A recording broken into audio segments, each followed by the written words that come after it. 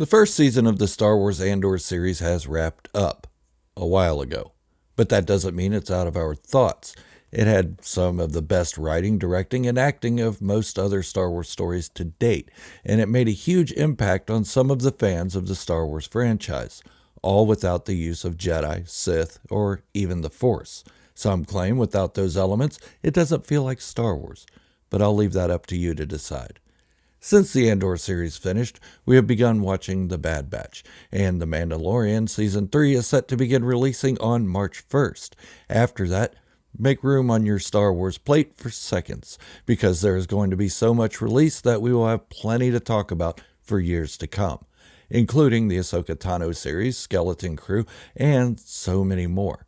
But today, we're going to focus a little on the Andor series and heavily on The Mandalorian Season 3. Predictions, hopes, and just the general excitement for the Star Wars series that turned so many fans back to the franchise. But first, a short word. Hit the subscribe button and leave a thumbs up for the video. Unless you dislike it, then leave a thumbs down.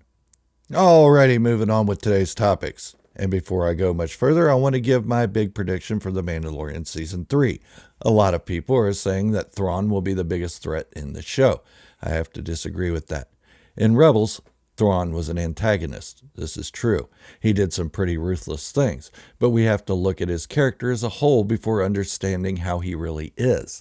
Where a lot of people get him wrong is when they start combining his stories. What I mean by that is he is a slightly different character in the newer 6 novels than he was in the Heir to the Empire trilogy back in the 90s. In the original Thrawn trilogy of 1992, he was definitely a villain. There's no doubt about that. But after reading the newer novels, it's no longer accurate to call him a villain. He's an antagonist to our heroes. And if you've only watched Star Wars Rebels, I can see where that would be confused.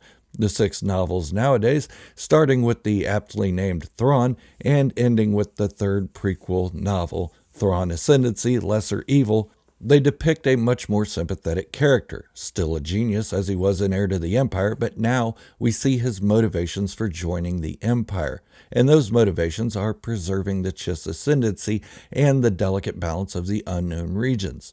There's a much larger threat out there than any Empire or Thrawn himself. If you read the old Star Wars Expanded Universe, the Grysk become familiar when you compare them to the Yuuzhan Vong, a group of beings that nearly wiped out the inner galaxy after the fall of the Empire. In that story, it took Luke Skywalker and Boba Fett to lead both Mandalorians and the rest of the galaxy to a narrow victory.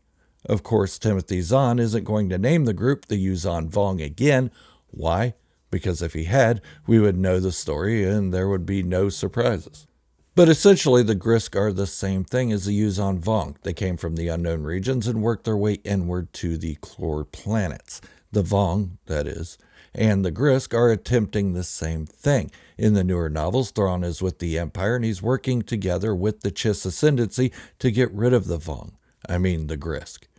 But let's back up a moment. If Thrawn isn't a villain, why is he working for the Empire during their reign? Because they were the ruling power at the time, and they were the only ones who could help with the Grysk invasion. The Empire commanded the sizable forces and had plenty of technology. Chiss are not aggressors. They believe in peace unless attacked. Even if they happen into a battle that involves their own allies, they can't jump into their aid unless the Chiss are fired upon. It's the whole legal structure they have set up. So while Thrawn does seem pretty nasty in some of the episodes while working for the Empire, it's for the greater good of his home. He needs the Empire. So when he returns from wherever the Purrgil take him and Ezra Bridger, the galaxy has changed, and the Empire is no longer the ruling class. With no real loyalty to the Empire other than needing their help to defeat the Grysk, there would be no reason to attack the inner worlds going through a power shift and transition. Instead, he will need to find a way to reconcile with the powers that be in order to gain their help. I know it seems like a long shot. It'll be tough, but once the Grysk beginning their attack, it won't take long to convince the ruling powers. Well, Thrawn committed war crimes during his time with the Empire. Yes, he did. But he also has experience fighting the Grisk. He knows their tactics, and let's not forget, Thrawn's a genius. He anticipates every move 3 steps before it happens. So it isn't going to be Thrawn who is attacking the inner worlds. It'll be Thrawn who helps save them from the Grisk. If Thrawn did attack without provocation, he would be thrown out of his family, and his family is very powerful in the Chiss Ascendancy, one of the 9 ruling families. Everything he has done has been to preserve the Chiss way of life. That's where the newer Thrawn novels vary from the Heir to the Empire series. And before anyone says Disney ruins everything, the same guy wrote all 9 novels. He knows Thrawn better than anyone. And in the newer trilogies, he has made Thrawn deeper and more relatable. I love Heir to the Empire, but the new ones made me not hate him as much. Okay, so that's the likely scenario for what Carson Teva was talking about in the Mandalorian Season 3 trailer. I could be wrong, but if I am and they do make Thrawn a villain, then they will have ruined Thrawn for me, and everyone who knows his character so well. And with Timothy Zahn advising on his character to the writers of the Mandalorian series, I don't think that's going to happen. I actually had a conversation with Timothy Zahn in September of 2021, but as stories go, things can change. I guess I could have just said, hey, Thrawn isn't a villain because Timothy Zahn said so. But what fun is that? I won't say that everything I've mentioned is straight from Timothy Zahn, but I will say he told me he is staying true to the written character.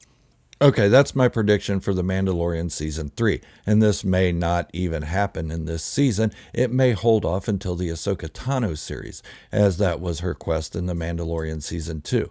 So don't be too disappointed if you have to wait a bit for the whole story. I guess I could have said this is my Thrawn prediction, not Mandalorian Season 3. But I guess it is The Mandalorian Season 3, considering that I'm saying that Thrawn isn't going to be the villain in The Mandalorian Season 3. Okay. So now, I did promise to revisit the Cassian Andor series at the beginning of this video, so let's move on to that. A lot of people say the Cassian Andor series is boring, and I can understand that statement, but for me, this was like a novel, and if you read as much as I do, you notice some things. In a novel, it takes time to introduce the characters, the worlds, and the plot. Some novels are hard to get through because they'll take a long time to get through these parts. But once you do, the payoff is great. I'm looking at you, James Luceno, with Catalyst and Tarkin. Those first parts were hard to get through. But the Andor series was set up the same way. Get to know the characters and what they're about. Then we care more what happens to them later, such as Karis Nemik's death, the betrayal of Arvel Skeen, Kino Loy being left on the prison platform, and Marva Andor's death.